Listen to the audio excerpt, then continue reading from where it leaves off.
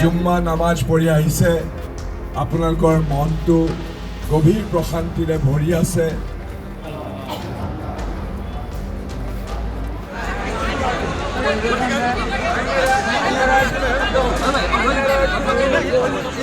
নগাঁও লোকসভাৰ কংগ্ৰেছৰ প্ৰাৰ্থী প্ৰদ্যুৎ বৰদলৈ ডাঙৰীয়া আজি ডুমডুমীয়া আঞ্চলিক জামে মছজিদত প্ৰৱেশ কৰি নামাজ চলি থকা অৱস্থাত তেওঁ মাইকটো লৈ পেলাই নিৰ্বাচনী কেন্দ্ৰিক কথা বতৰা ক'ব ধৰোঁতেই ৰাইজে তেওঁক বাধা দিয়া বুলি আমি গম পাইছোঁ। এইটো এটা নিন্দনীয় কাম। মছজিদ উপাসনা স্থল, তাত দুনিয়াদাৰীৰ কথা নহয়, আখেৰাতৰ কথা হয়। আমি তাত আল্লাহৰ ইবাদত কৰোঁ আৰু তাত কোনো ৰাজনৈতিক কথা বতৰা কোৱাৰ নিয়ম নাই, আমাৰ পৰম্পৰা নাই।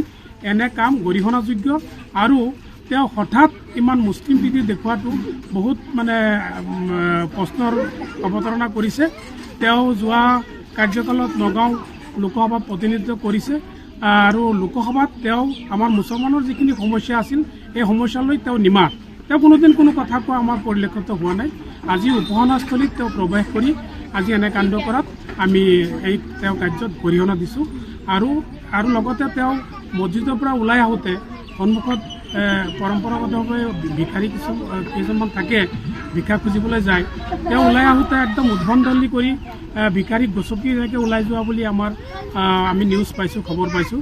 এয়াও গৰিহণাযোগ্য। তেওঁ এনেকুৱা কামৰ পৰা বিৰত থাকিব লাগে আৰু অন্ততঃ অনাগত দিনত তেওঁ ধৰ্মীয় উপাসনাস্থলীত ৰাজনৈতিক ক্ষেত্ৰত ব্যৱহাৰ নকৰিবলৈ আমি তেওঁক সকীয়াই দিছোঁ।